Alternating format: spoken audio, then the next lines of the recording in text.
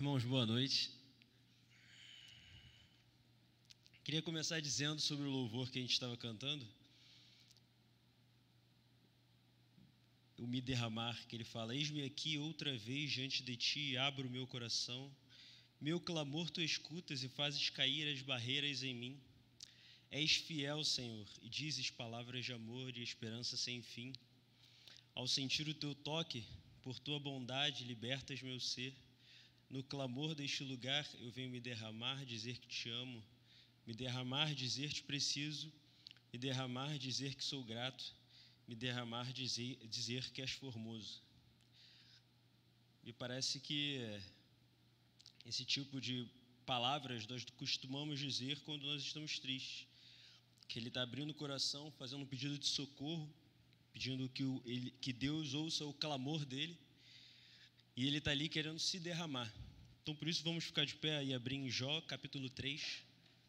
Vamos ler o capítulo 3 por inteiro, e vamos ver o que Jó está fazendo no capítulo 3.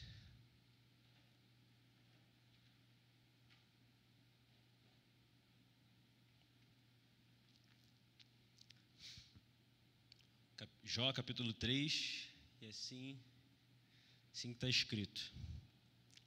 Depois disso, Jó abriu a boca e amaldiçoou o dia do seu nascimento, dizendo: pereça o dia do meu nascimento e a noite em que se disse: nasceu um menino.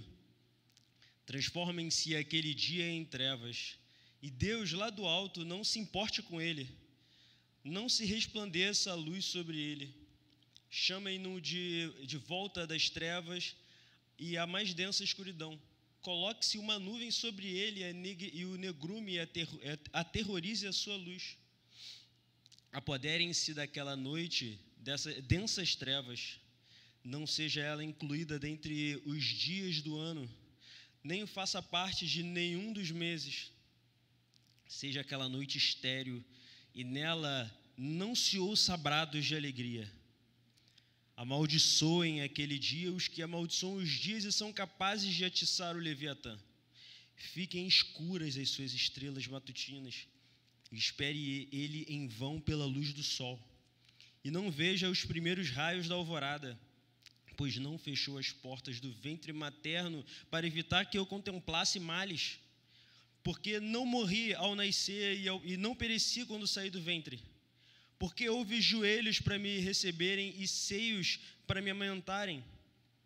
Agora eu bem poderia estar deitado em paz e achar repouso junto aos reis e conselheiros da terra, que construíram para si lugares que agora jazem em ruínas, com governantes que possuíam ouro, que enchiam suas casas de prata. Por que não me sepultaram como criança abortada, como um bebê que nunca viu a luz do dia? Ali os ímpios já não se agitam, e ali os cansados permanecem em repouso. Os prisioneiros também desfrutam sossego, já não ouvem mais os gritos do feitor de escravos. Os simples e os poderosos ali estão, e o escravo está livre de seu senhor. Por que se dá luz aos infelizes e vida aos de alma amargurada, aos que anseiam pela morte e esta não vem, e a procuram mais do que um tesouro oculto, aos que enchem de alegria e exultam quando vão para a sepultura? Por que se dá vida àquele cujo caminho é oculto e a quem Deus fechou as saídas? Pois me vêm suspiros em vez de comida, meus gemidos transbordam como água. O que eu temia veio sobre mim, o que eu receava me aconteceu.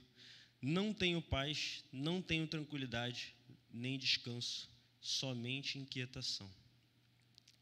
Senhor, permitas que o Teu Espírito Santo fale conosco através da palavra que é Deus Filho.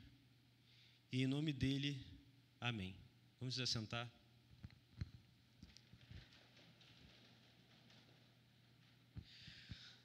Eu vejo que aqui tem alguns visitantes, não sei se todos conhecem Jó, eu vou apresentá-los a vocês, mas por esse texto vocês já conseguem perceber que Jó estava passando por uma agonia terrível. Uma agonia e um desespero tão grande que ele vê primeiramente a primeira solução que ele vê é que Deus volte ao passado e aqui já demonstra até uma visão não linear do tempo quanto a Deus, um Deus que poderia ter contato tanto com o passado, com o presente, com o futuro, e a primeira solução que ele vê é que esse Deus veja esse dia de seu nascimento e obscureça esse dia, que esse dia se desapareça, porque se esse dia não acontecer, se o sol não raiar no dia que ele nasceu, ele simplesmente nunca vai ter existido. Mas ele existe, ele percebe que ele nasceu. Já que ele nasceu, ele vem com uma segunda solução e a segunda fuga que ele acha mais plausível, que é a própria morte. Ele fala assim: o dia aconteceu, eu nasci. Mas já que eu nasci, por que eu nasci com uma mãe que tinha um peito para me amamentar? Por que eu nasci com alguém que tinha um colo para me dar? Ok, mas já que eu nasci, eu tinha uma mãe para cuidar de mim. Porque eu ainda não morri infante, ou seja, quando criança. Porque eu já não descansei com aqueles que, no local onde todos são iguais. E ele vê ali que há um descanso ou uma fuga para todos, que seria esta a morte. Que tanto os ricos como os pobres, os justos ou os injustos, conseguiriam descansar na morte. A fuga que ele poderia encontrar do seu próprio desespero era a morte. Esse é o cenário de Jó. Claro que eu não estou dizendo aqui que ele estava correto em pensar que a melhor fuga que ele tinha era a morte, e ele mesmo vê que não é isso. Mas agora eu vou apresentá-los a Jó e o cenário que fez chegar o capítulo 3. O livro de Jó é um livro que ele retrata a história de Jó, né? Não foi Jó que escreveu. Ele escreve de forma poética essa história. E esse livro mostra dois cenários. Um cenário que fala sobre Jó. Ele não começa falando de Jó, mas um dos cenários é de Jó. Jó, um homem rico, muito rico, que tinha terras, tinha animais, tinha servos, tinha uma grande família e uma esposa, vivia bem nessa terra.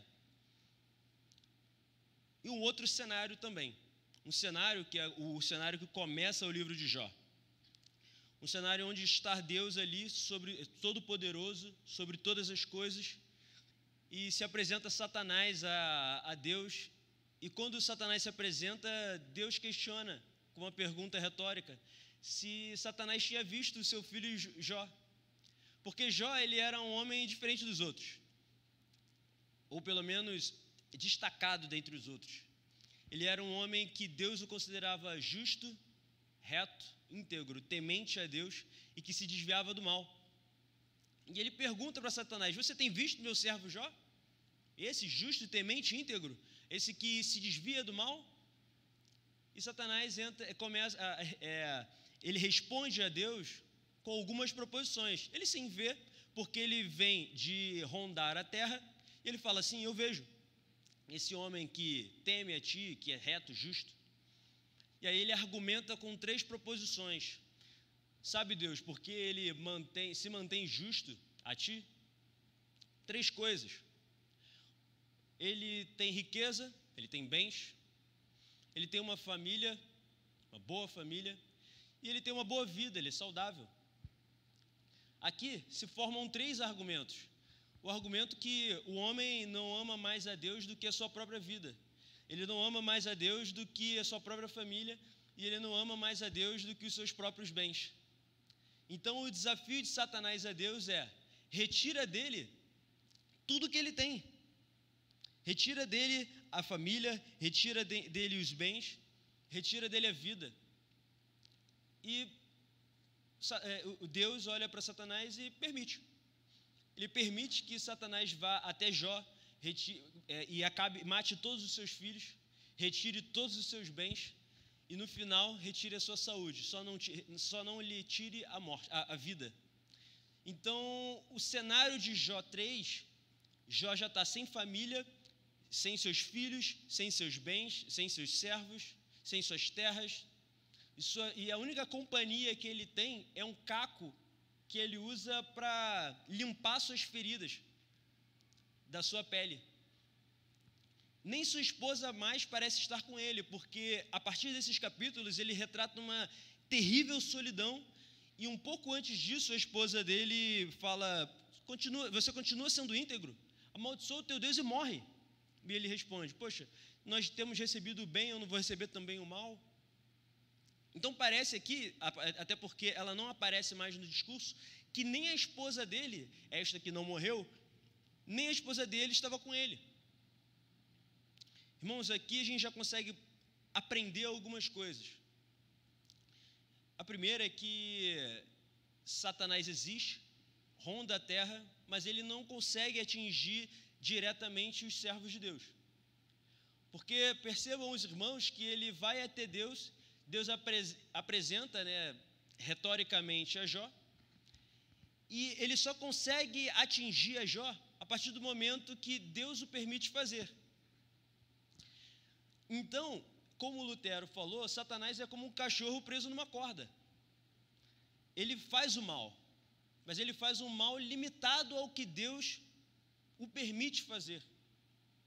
A partir disso, já temos uma grande esperança, o que não é o foco da mensagem, que se Satanás, se o nosso inimigo, o inimigo das nossas almas, faz o mal sim, e outra coisa, Deus percebe-se que Deus permite que Satanás atinja os servos de Deus, mas que essa ação ela é limitada à vontade de Deus. Então, a oração faz sentido, porque aquilo que nos atinge, isso é completamente controlado pelo próprio Deus, ativamente.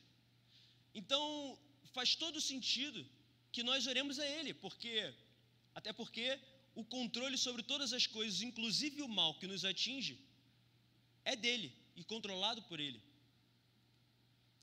Irmãos, mas Jó tem uma distância de nós de mais entre 3.000 a 4.000 anos. Então, eu comecei a pensar como eu vou conectar Jó, um homem de uma sociedade completamente diferente da nossa, de um contexto completamente diferente de nós, à vida moderna, ou contemporânea, que existe uma semelhança entre Jó e nós, homens contemporâneos. Essa semelhança se chama estabilidade. Como assim? Há 3.500, de 3.000 a 4.000 anos atrás, a estabilidade como nós a conhecemos não era comum. Mas Jó, ele era um homem rico, que tinha terras, animais, uma grande família e uma esposa. Então Jó tinha o alimento, porque a sua terra produzia herbáceas, enfim, vegetais para que ele se alimentasse. Ele tinha carne, por quê? Porque ele tinha animais. Ele não teria força para cuidar de todas as coisas, mas ele tinha servos. Tudo aquilo que ele criou, tudo aquilo que ele tinha não era em vão, porque ele tinha filhos. E além disso, ele não vivia o seu dia a dia só. Ele vivia o seu dia a dia dividindo e cumprindo o que Deus nos deu como promessa, que era alguém que se tornaria uma só carne, que era uma esposa. Então Jó tinha tudo. Todos os setores da vida que nós podemos achar como uma boa vida estável, Jó tinha. Hoje, nós não temos fazendas, um homem pobre não tem fazendas, não tem terras, não tem servos como antigamente, mas a nossa sociedade se organizou de tal forma que nós podemos acordar, onde eu moro com a minha esposa, a gente pode descer ali e tem um mercado logo em frente. Se a gente estiver doente, a gente anda um pouquinho mais, tem remédio. Enfim, nossa casa tem máquinas que nos auxiliam. O fato é que, de forma diferente, nós conseguimos estabelecer estabilidade na nossa vida. Nós conseguimos viver um dia a dia de certa forma estável. Entendido isso, eu questiono os irmãos. De onde vem e por que devemos ter estabilidade? Eu tenho certeza que os irmãos não entenderam bem a minha pergunta. Mas a questão é que se os irmãos começarem a pensar um pouco sobre como a natureza funciona, vocês vão começar a perceber que a natureza ela não é estável no sentido que nós vivemos. Como assim? A natureza ela funciona mais ou menos com a seleção natural.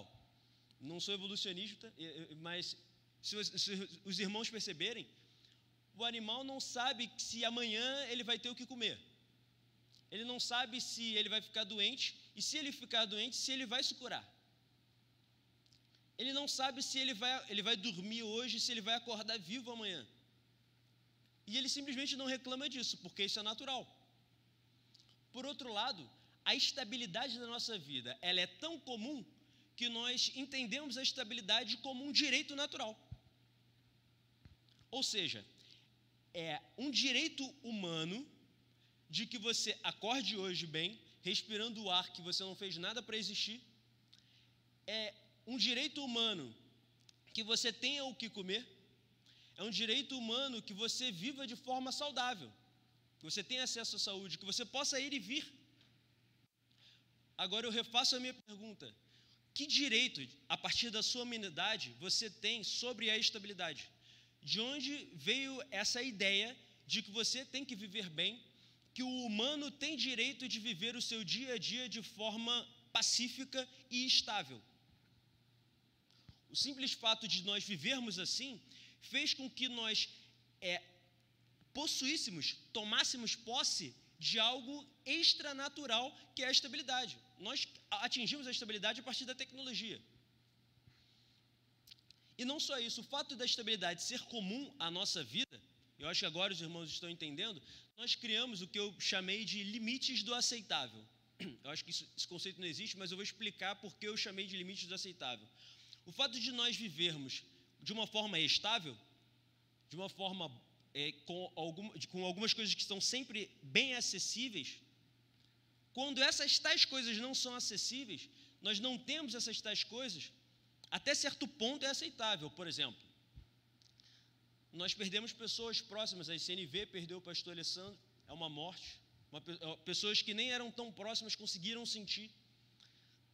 A maioria de nós aqui tivemos alguma perda durante a pandemia. Isso é um desastre, isso é muito ruim. Mas ainda assim nós sabemos que a morte acontece, as pessoas falecem. Mas agora eu queria que os irmãos tentassem se compadecer com o que aconteceu com Jó. Ele no mesmo dia perdeu todos os seus bens, todas as suas posses, toda a sua família e toda a sua saúde. A gente simplesmente não consegue atingir. É como aqueles filmes que você vê, que é um drama tão pesado que às vezes a gente não consegue se compadecer, a gente não consegue sentir nada, porque simplesmente parece mítico.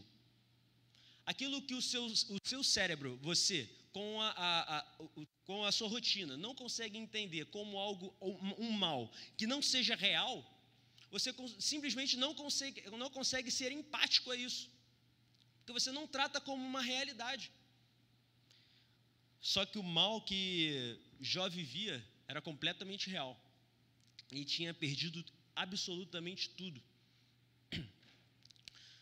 Mas quem era Jó? Jó era um homem que o próprio Deus, não era o Rufo, não era você ou nenhum teólogo, era o próprio Deus, testemunhou diante de Satanás como um homem justo, temente a Deus, que se desviava do mal. E a ideia que tanto Jó como os amigos tinham era que Deus era justo, amoroso, como nós cantamos, e Ele não aflige o justo, Ele aflige os ímpios. Mas Jó estava sendo punido grandemente. Entendam, os irmãos, lembrem os irmãos que Jó não sabia o que estava acontecendo no céu. Ele não sabia dessa história, do que estava acontecendo, desse diálogo entre Deus e Satanás, do que Satanás propôs, ele não sabia. O fato é que ele era um homem justo e Deus pune os ímpios. E ele começa a perceber: eu sou justo, Deus pune os ímpios e eu estou sendo punido. Há algum problema na ordenação das coisas? Existe algum problema? Por que eu, justo, estou sofrendo como mais do que pessoas que eram menos justas que eu? Porque ele não era perfeito. Ao passar dos capítulos, ele mesmo declara ter pecado. Mas Deus o vê como um dos grandes justos comparado àqueles que viviam Se ele, que era justo, sofria daquela forma, como deveriam os outros homens daquela época, que não eram tão justos como ele, como esses deveriam sofrer? Puxando para nós, eu gostaria que os irmãos imaginassem o ponto que eu chamei de a sensível graça. Por que a sensível graça? Não que a graça seja sensível, mas o objeto que recebe a graça é muito sensível a ela. Eu vou explicar. Como eu disse, nós vivemos uma vida estável. E quando Deus retirou a estabilidade de Jó, ele perdeu tudo. A cabeça dele simplesmente não tinha mais para onde ir, ele não tinha mais a que se recolher, e ele era um homem justo. Agora eu pergunto aos irmãos, quem de nós aqui pode se comparar com Jó a ponto de garantir que Deus, diante de Satanás, vai testemunhar de nós perante a nossa sociedade como justos, tementes a Deus, que se desviam do mal? Creio que nenhum de nós. E agora eu refaço a pergunta que eu coloquei anteriormente, que Jó mesmo fez. Se Jó sofreu daquela forma, como deveria ser a sua vida hoje? Jó perdeu tudo, e ele era chamado de homem justo. E você, como é que você é? O que deveria ser da sua vida?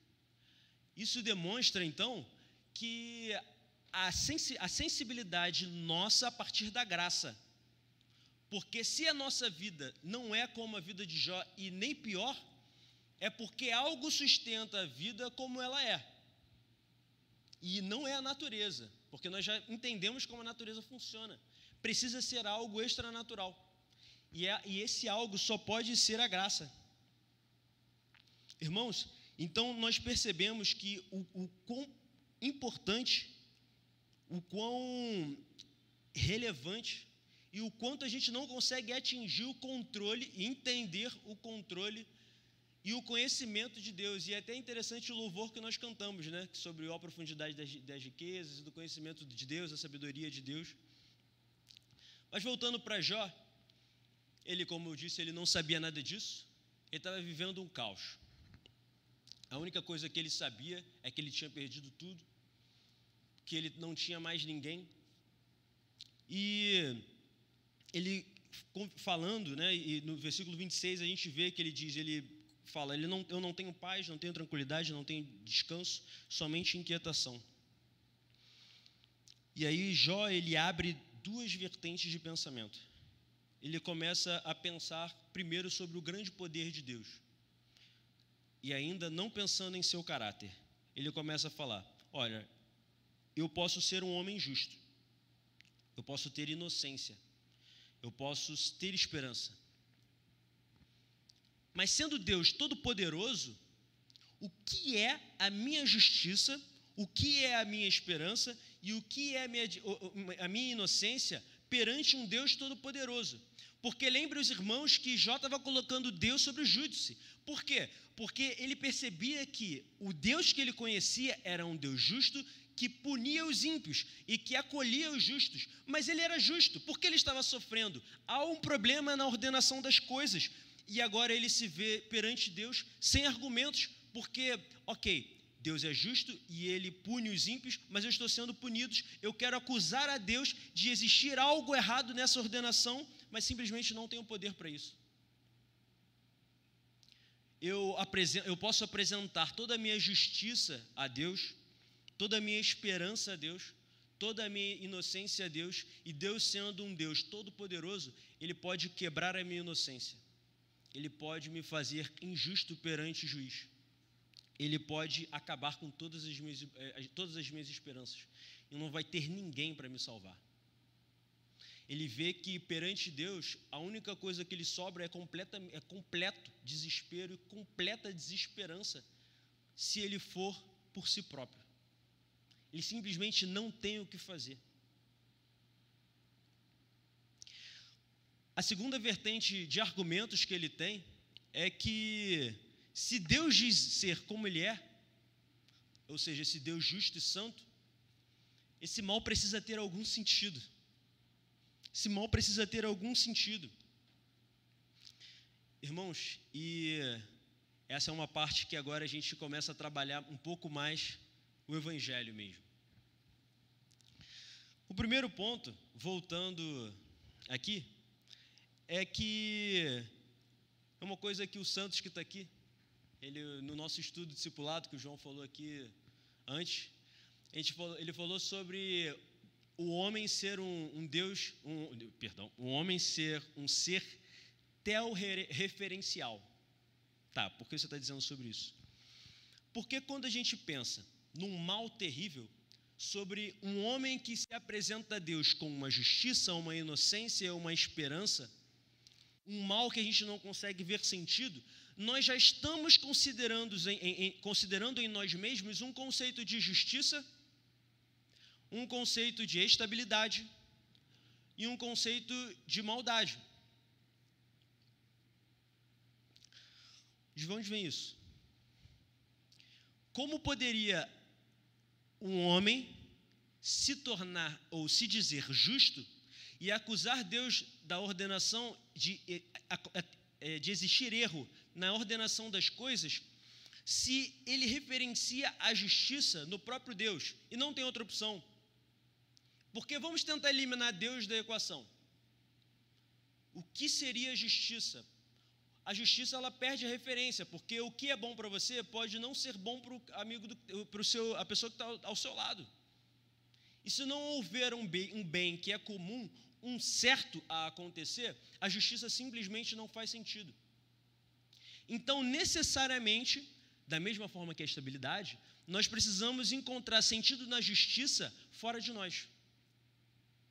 Mas não só isso. Para que a justiça seja boa e atinja a todos, essa justiça precisa estar referenciada a alguém que é completamente bom e justo. Então, se ele começa a se apresentar a Deus e diz que a justiça, e ele percebe que Deus, sendo todo-poderoso, ele pode perder completamente a justiça, completamente a esperança, ele já está considerando que existe sim um Deus justo. Existe sim um Deus bom, do qual nós podemos referenciar o que é mal. Existe uma ideia de estabilidade boa e justa, para que nós possamos olhar para o mundo mal e dizer que ele realmente é mal. Porque não é bom, ou porque não é justo que ele seja como ele realmente é. Está passando no jornal aí esse problema desse menino que foi assassinado, eu esqueci o nome dele, Henry, o Henry que foi assassinado, é Henry mesmo, né? Henry. É uma história terrível, e outras diversas histórias que nós já diversas vezes ouvimos, e eu acho difícil algum de nós olharmos para esse mundo e falar que ele está ajustado, que está tudo certo. Mas de onde vem o que está certo? Que referência você tem para dizer que essas coisas estão erradas?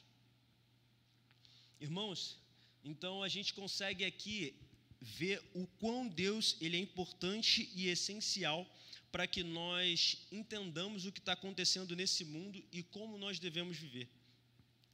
Se os irmãos pararem para perceber, como eu disse inicialmente, a estabilidade é extranatural. A natureza não funciona dessa forma.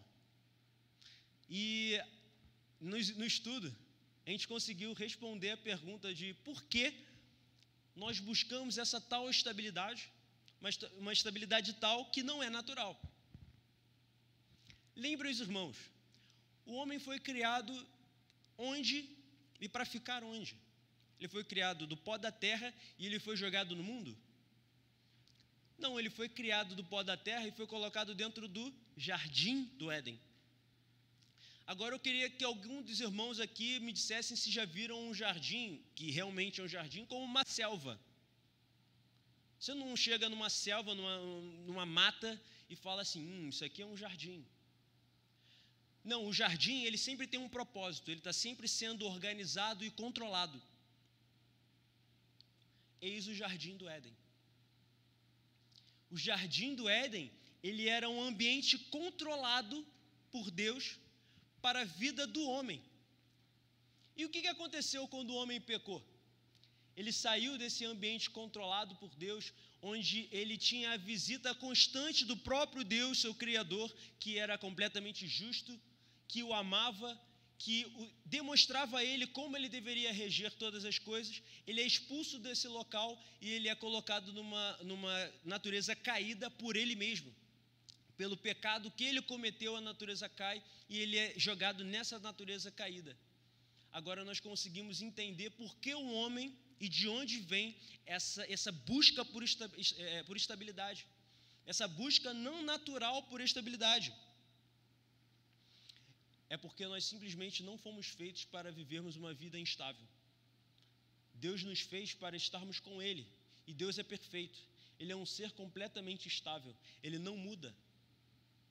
Irmãos, eu quero dizer então que se vocês não estiverem em Deus, aquela procura natural de todos os homens, ela vai ser infinda, ela nunca vai ter fim. Você não vai chegar a lugar nenhum, como Jó também não chegou, por enquanto, né? No capítulo 3, ele simplesmente não vê solução para o desespero, porque ele não tem resposta. Irmãos, como Deus responde aos questionamentos de Jó? Depois de ele fazer diversos questionamentos, Deus, em vez de responder às suas perguntas, por que eu nasci, por que as coisas são como são, por que o sofrimento existe, por que o mal existe, por que as coisas estão assim, em vez de Deus responder todas essas perguntas, ele começa a demonstrar a Jó que ele não estava lá quando Deus fez todas as coisas. Que Deus ordenou sim as coisas como são. Ele não responde o porquê de existir o mal. Podemos até olhar que o mal faz muito sentido muitas vezes. Primeiro porque, como eu falei inicialmente, nós vimos que o mal é permitido por Deus. O próprio Jó e seus amigos concordam que as flechas do Todo-Poderoso, assim Jó fala, estão atravessadas em seu coração. E nós vimos lá atrás que isso faz sentido que a oração seja feita, porque por mais que Satanás tenha algum poder, ele não consegue atingir, a não ser que seja pela permissão de Deus. Mas, além disso, nós percebemos que, creio que nenhum de nós aqui possa falar assim, tem uma história como essa. Poxa, se aquilo de ruim não tivesse acontecido comigo, eu não seria como eu sou hoje. Então, em muitos males, como diz o ditado, há males que vêm para bem, há muitos males que nós percebemos que têm efeitos bons, que são completamente necessários, mas não sejamos minimalistas. Existem males que simplesmente não conseguimos explicar, eles são simplesmente maus. Deus não se preocupou em responder isso, porque essas coisas acontecem. E mais ainda, o fato de você não atingir o sentido disso, não quer dizer que é irreal, que não deva ser assim, que não exista um sentido mesmo que você não entenda. Essa é a conclusão de Jó, inclusive, lá na frente. Mas antes de chegar nesse ponto, voltando às respostas de Deus, que Deus, quando todas essas indagações, o que Deus faz? Responde a Jó que ele não estava lá na ordenação das coisas. Ele começa a demonstrar diversos pontos que o próprio Deus fez, a forma que ele fez, como ele fez, e ele pergunta: Jó, você estava lá? Foi você que fez? Você me ajudou?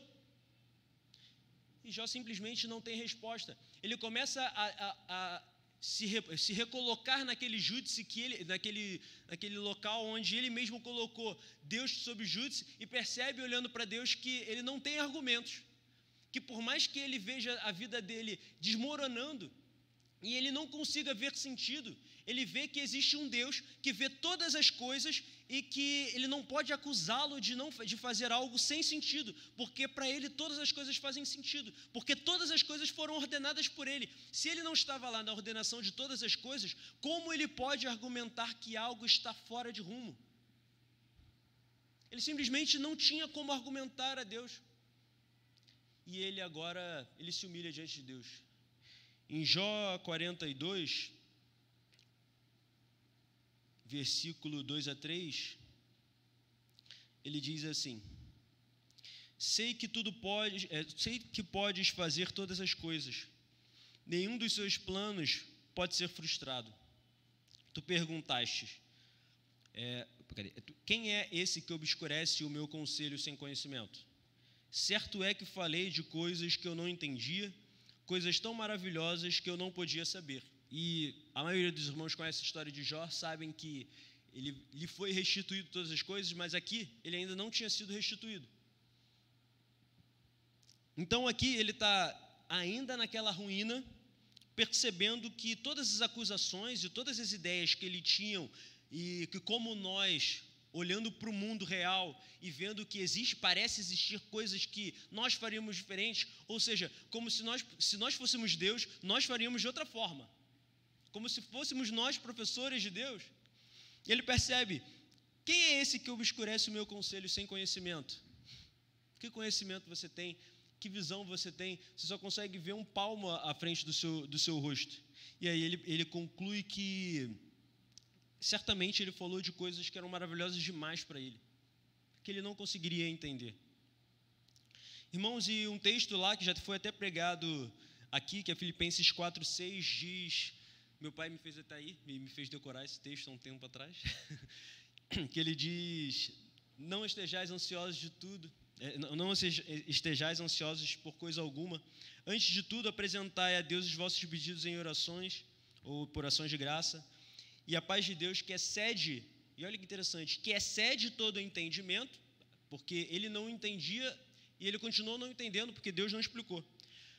A paz de Deus que excede todo o entendimento guardará a vossa mente e o vosso coração em Cristo Jesus. Então, quando ele percebeu que ele não estava em posição de acusar a Deus de ter feito algo que ele não conhecia, deixa eu voltar.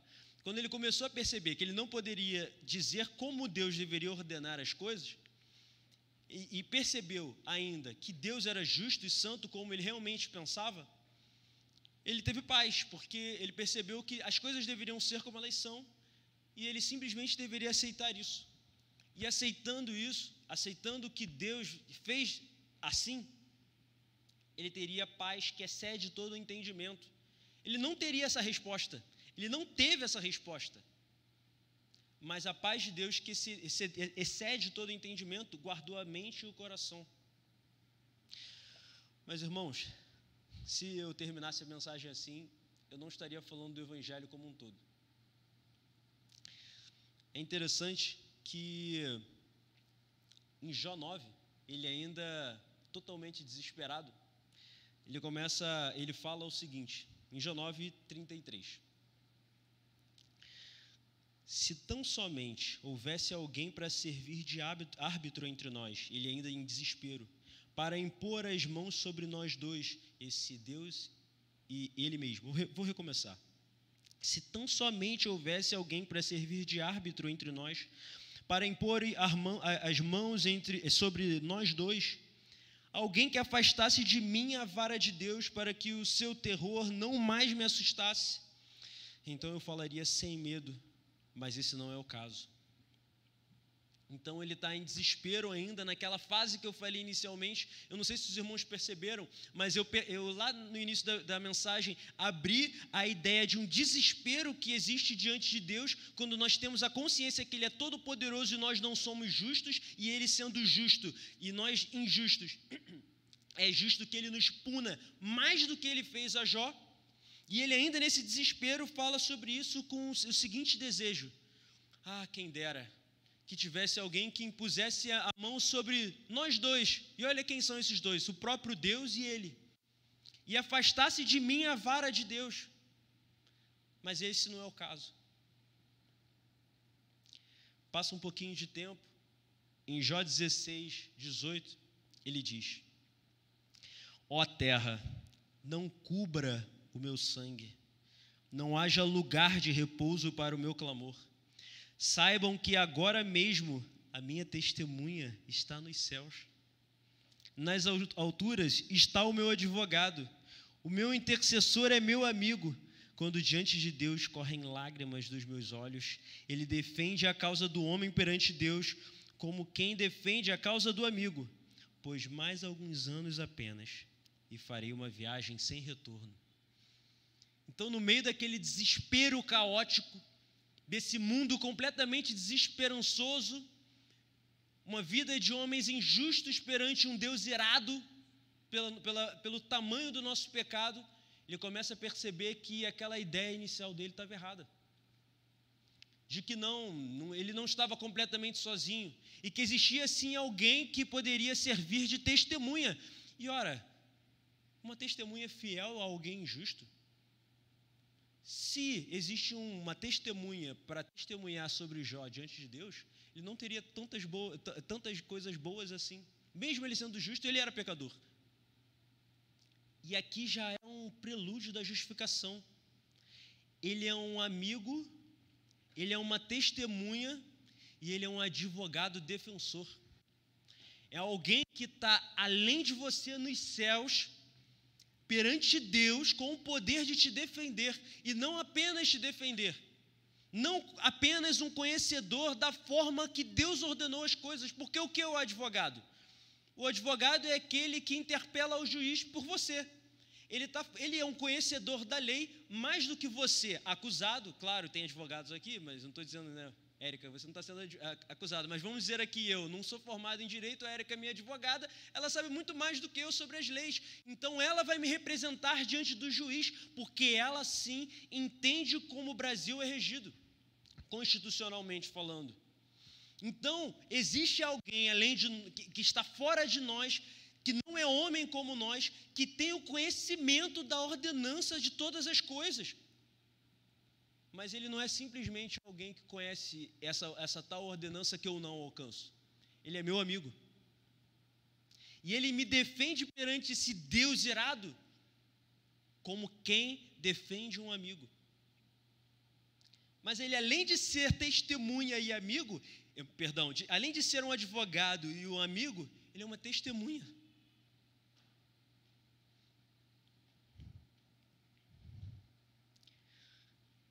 Então chegamos em Jó 19, versículo 25. Eu sei que meu Redentor vive, e no fim se levantará sobre a terra, e depois que o meu corpo estiver destruído, e sem carne verei a Deus. Eu o verei com os meus próprios olhos, eu mesmo e não outro, como anseia no meu coração. Irmãos, então, depois dele perceber, depois inicialmente da percepção de um mundo caótico, de uma ordenação das coisas que não fazem nenhum sentido, ele percebe que existe alguém que conhece essa tal ordenação, que o considera amigo e que o defende. Mas agora, esse defensor, esse advogado, esse amigo e essa testemunha, ele não acaba aí, ele também é um redentor. Ele é um redentor que vive e que viria para salvá-lo. Esse tal Deus irado ainda é o Deus justo, que ele deseja, no fundo do seu coração, estar com ele.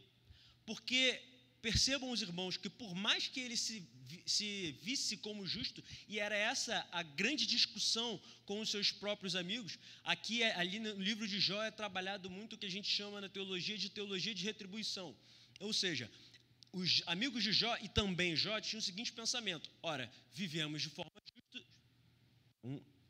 forma justa, então é justo que Deus nos retribua. E Deus prova para eles que as coisas não são bem assim, que nós não somos justos. Por mais que vivamos de uma forma boa, ou seja, por mais que todos nós aqui sejamos, creio eu, pessoas de bem, Deus não tem dever nenhum de nos abençoar.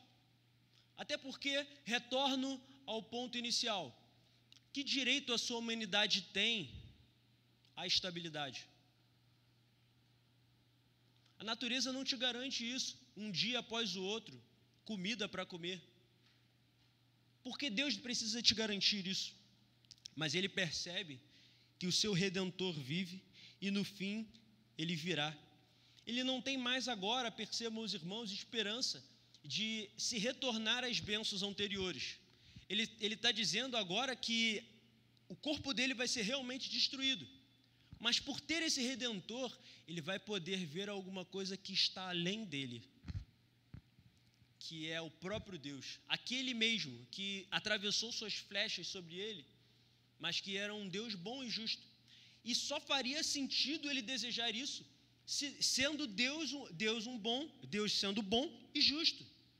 Porque a ira de Deus não estava sobre ele, então por que ele queria estar com esse Deus? É porque ele sabia que ele era merecedor.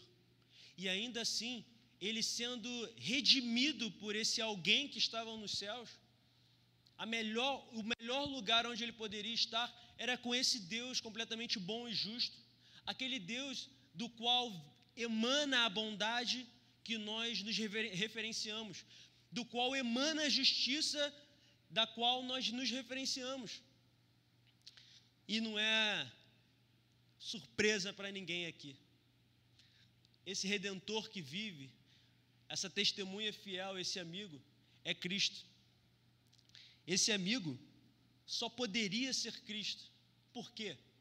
Porque, irmãos, quem poderia ter o poder, a capacidade de barrar as flechas de Deus, se não fosse o próprio Deus? Satanás tensiona seu arco, mas com as flechas de Deus, e atinge os filhos de Deus. Quem poderia, então, parar essas flechas, se não fosse o próprio Deus? A flecha da ira de Deus sobre o nosso pecado só poderia ser o próprio Deus, o Deus Filho. Irmãos, e aí agora a gente começa a rever os conceitos que a gente iniciou sobre estabilidade e o limite do aceitável. Deus, ele é santo, justo e ele não muda. Mas ele se esvaziou de sua glória e veio para esse mundo que não é nem um pouco estável. E ele viveu uma vida santa, totalmente estável no mundo estável, mas morreu de uma forma desesperadora. Por que eu digo isso? Pensem os irmãos.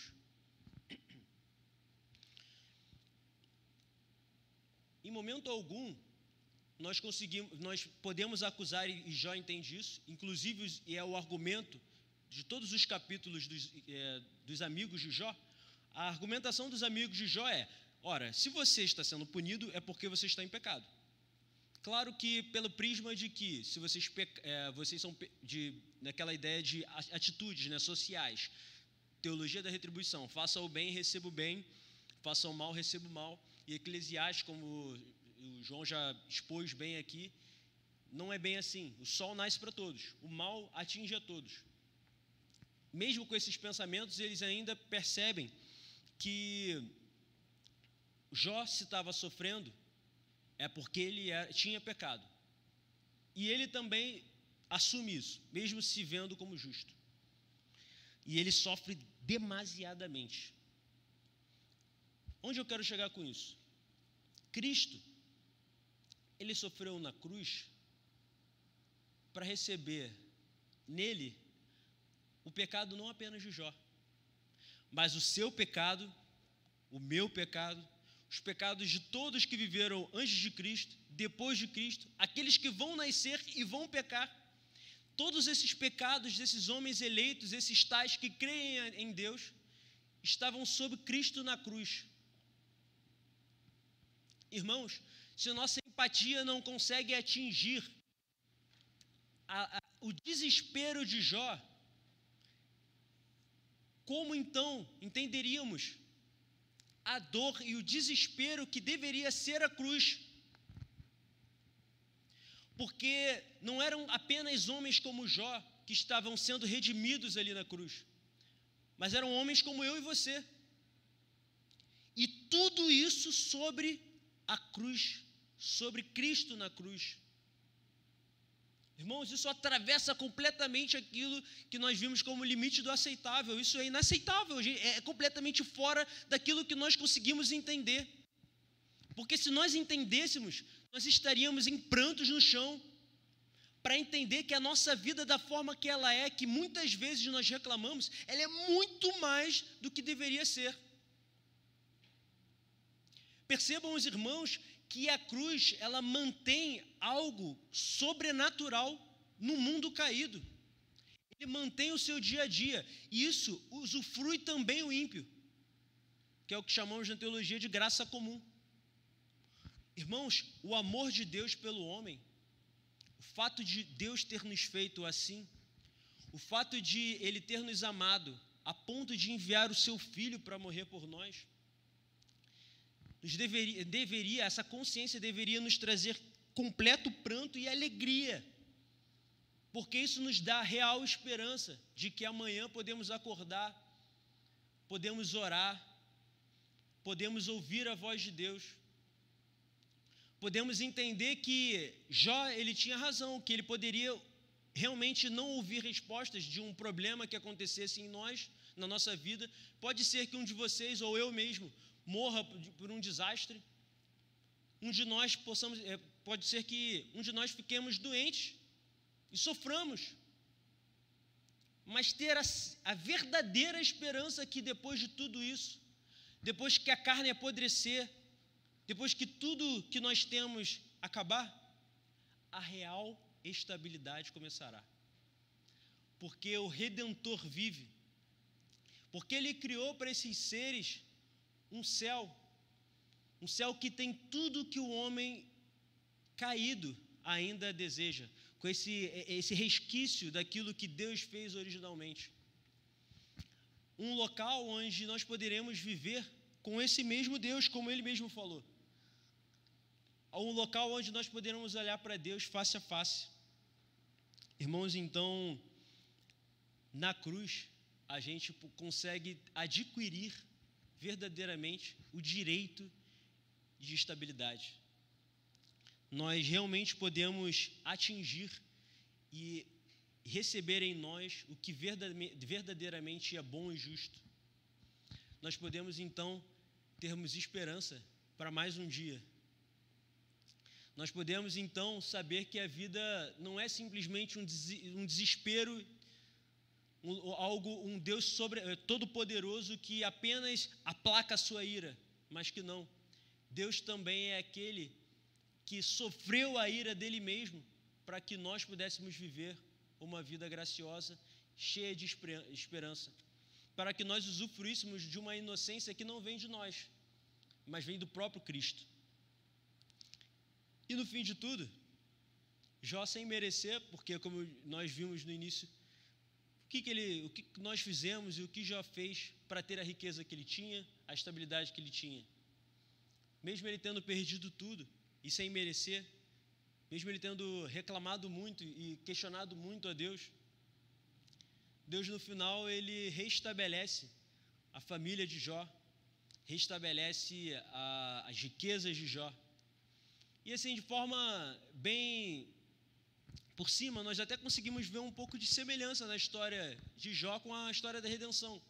Porque tem um homem justo vivendo na terra, que sofre diversos males justamente,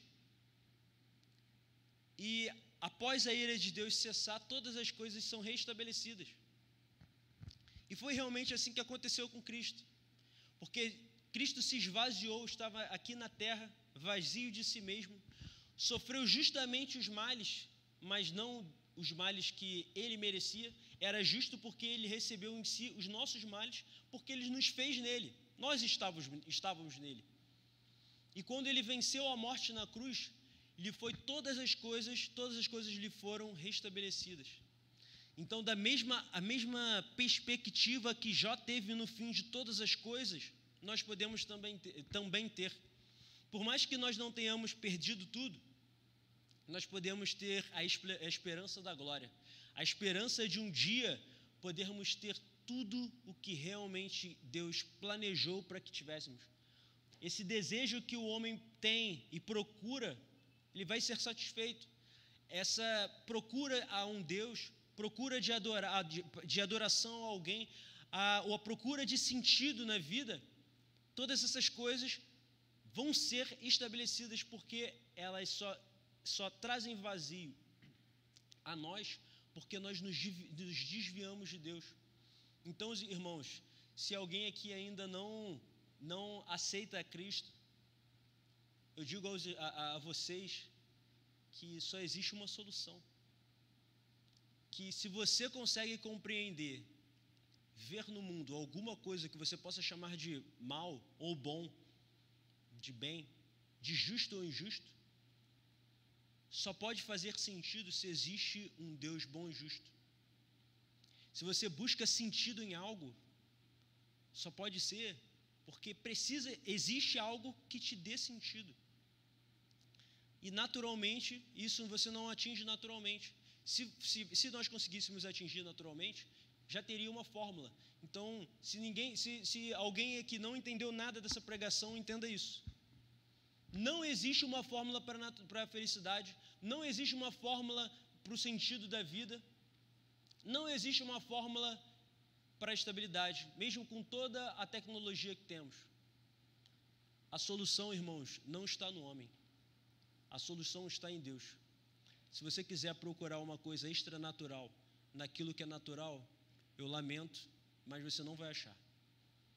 O Evangelho é Cristo que morreu na cruz para te dar aquilo que você realmente procura do fundo do seu coração. Então, irmãos, essa é a mensagem. Que Deus abençoe os irmãos e guie cada um de nós à cruz. Amém? Agora eu vou beber água. Vamos ficar de pé, vamos orar?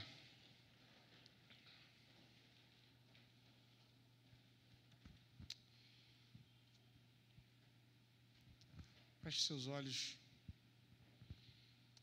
Deus, nós te pedimos nessa noite, Senhor, para que essa palavra crave em nosso coração, ó Pai. E para que possamos, ó Deus, ter uma luz de esperança, Senhor, ao ver histórias como essa, Deus, e pontes como essa para o sacrifício de Jesus, Senhor. Para lembrar que nós não estamos sofrendo em vão, Senhor. E mesmo passando por momentos difíceis, nós sabemos que temos esperança em Ti. Porque o Senhor sofreu o verdadeiro castigo, Pai. Porque o Senhor pagou pelos nossos pecados. E por isso nós podemos ter vida junto ao Pai. Que o Senhor perdoe os nossos pecados, ó Deus, e nos faça viver como Jó depois de tudo aquilo que ele passou. Que antes conhecia a Deus só de ouvir falar, mas agora os seus olhos viam, Senhor. Que possamos te ver, ó Pai. Possamos entender os teus propósitos para a nossa vida. E quando não entendermos, Senhor, possamos confiar no Senhor. E como Rufo disse, saber que mesmo sem os argumentos certos, Tu és aquele que controla tudo em todos. Que o Senhor nos abençoe a viver, ó Deus, de uma maneira que Te agrade. Que o Senhor nos capacite a isso, ó Deus, assim como o Senhor fez com Jó. Mas que possamos olhar para essa história, Senhor, e olhar para Jesus e ter esperança para além dessa vida, Senhor. Senhor, não deixe ninguém aqui desanimar, Senhor. Ninguém aqui fazer a oração como Jó fez, pedindo a própria morte, Senhor, ou quem sabe se arrependendo do dia que nasceu, Senhor. Mas se chegarmos a esse ponto, que o Senhor possa nos ouvir e nos fazer refletir no amor que o Senhor derramou por nós. No grande amor com que o Senhor nos amou. Que todos aqui se sintam amados pelo Senhor. Como foi dito na pregação, que todos aqui encontrem um sentido que não está em nós, mas que está no Senhor Jesus Cristo. Essa é a nossa oração nessa noite, em nome de Jesus.